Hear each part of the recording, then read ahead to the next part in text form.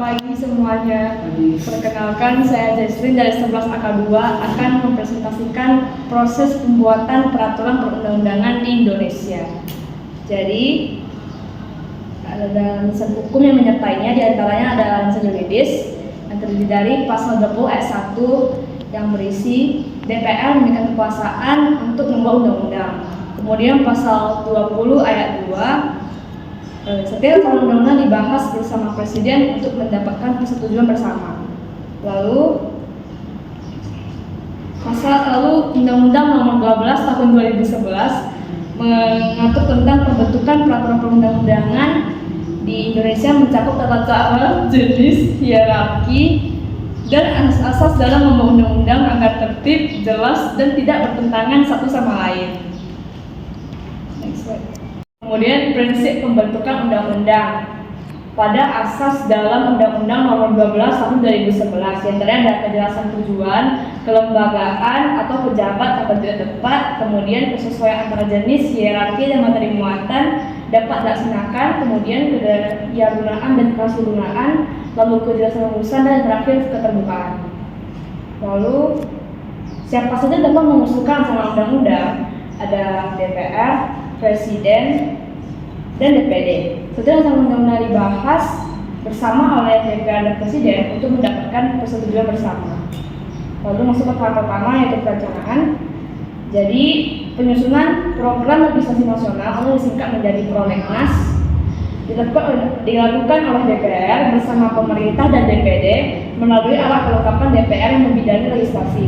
Prolegnas berisi daftar prioritas undang-undang yang akan dibahas dalam satu periode tertentu. Lalu kriteria pemilihan RUU prioritas adalah kebutuhan masyarakat, urgensi, relevansi dengan regulasi lainnya. Lalu masuk ke tahap 2, penyusunan rancangan undang-undang. Jadi ada proses teknis dalam penyusunan naskahnya, diantaranya penyusunan naskah akademik, lalu harmonisasi, pembuatan dan penetapan konsep, konsultasi publik, dan koordinasi antar instansi. Lalu tahap ketiga, pembahasan dilakukan di DPR melalui komisi, rapat, gabungan komisi, atau panitia khusus yang disingkat menjadi pansus untuk membahas isi dan pasal-pasal rancangan undang-undang secara mendalam sebelum disetujui bersama pemerintah. Apabila tidak disetujui bersama, rancangan tidak dapat diajukan ulang dalam periode legislatif yang sama. Kemudian tahap 4, pengesahan. Setelah pembahasan disetujui bersama, DPR menyampaikan naskah rancangan undang-undang kepada Presiden untuk disahkan menjadi undang-undang resmi. Lalu Presiden menandatangani dan menetapkan rancangan undang-undang menjadi undang-undang yang sah dan berlaku.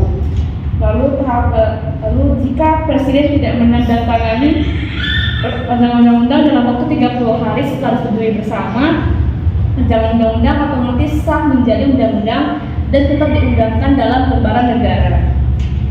Lalu tahap kelima, ada pengundangan.